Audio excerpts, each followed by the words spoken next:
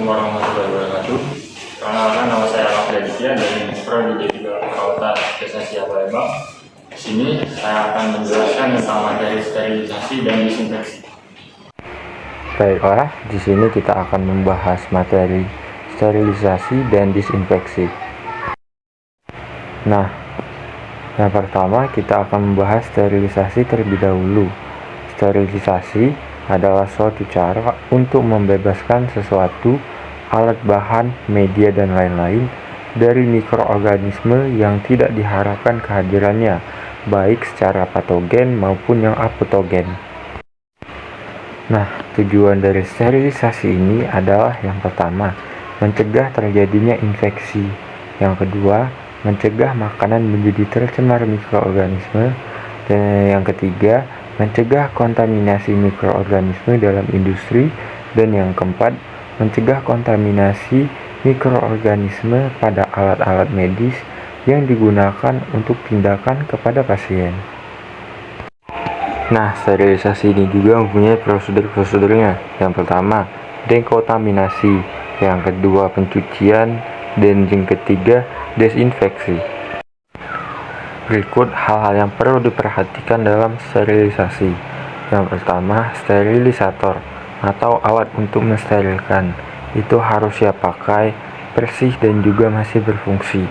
Yang kedua, peralatan yang ingin disterilisasi harus dibungkus dan diberi label yang jelas dengan menyebutkan jenis peralatan, jumlah, dan tanggal pelaksana sterilisasi. Yang ketiga, penataan alat harus berprinsip bahwa semua bagian itu dapat steril. Yang keempat, tidak boleh menambahkan alat ke dalam sterilisator sebelum waktu sterilisasi selesai. Yang kelima, memindahkan alat steril harus menggunakan korentang steril. Dan yang keenam, saat mendinginkan alat steril tidak boleh membuka pembungkusnya. Bila dibuka, itu harus dilakukan sterilisasi ulang. Nah, di slide sebelumnya kan pada poin kelima ada yang namanya memindahkan alat steril ke tempatnya dengan korentang steril. Korentang steril itu sendiri adalah semacam penjepit yang digunakan untuk mengambil alat-alat yang telah disterilkan agar supaya tidak tersentuh lagi oleh tangan. Selanjutnya, sterilisasi dapat dilakukan melalui cara fisik dan kimia. Cara sterilisasi kimia dilakukan dengan menggunakan bahan-bahan kimia, sedangkan metode sterilisasi fisik dapat dilakukan dengan pemberian suhu panas, baik panas kering maupun panas basah, radiasi, dan filtrasi. Selanjutnya, jenis-jenis sterilisasi. Yang pertama, sterilisasi panas kering atau dry heat sterilization. Itu dapat mensterilkan alat menggunakan oven dengan suhu panas yang tinggi. Dapat dilihat gambar di samping. Yang kedua, sterilisasi panas basah atau wet heat sterilization. Sterilisasi panas basah itu menggunakan suhu di atas 100 derajat Celcius. Dilakukan dengan uap, yaitu menggunakan alat autoclave. Dan yang terakhir, menggunakan uap air panas. Konsep ini mirip dengan mengkukus. Prinsipnya adalah dengan cara mengkoagulasi atau denaturasi protein penyusun tubuh mikroba sehingga dapat membunuh mikroba. Ini dapat digunakan untuk sterilisasi alat bedah seperti jarum spoit dan juga dapat membunuh bentuk vegetatif mikroorganisme tapi tidak untuk sporanya. Selanjutnya kita membahas desinfeksi. Desinfeksi merupakan proses membunuh organisme-organisme patogen dengan cara fisik atau kimia dan dilakukan terhadap benda mati.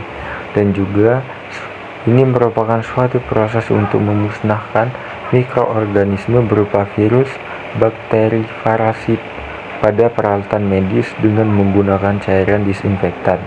Desinfektan itu sendiri merupakan bahan kimia yang digunakan untuk desinfeksi yang mencegah terjadinya infeksi atau pencemaran jasa teknik seperti bakteri dan virus, juga untuk membunuh atau menurunkan jumlah mikroorganisme atau kuman penyakit lainnya.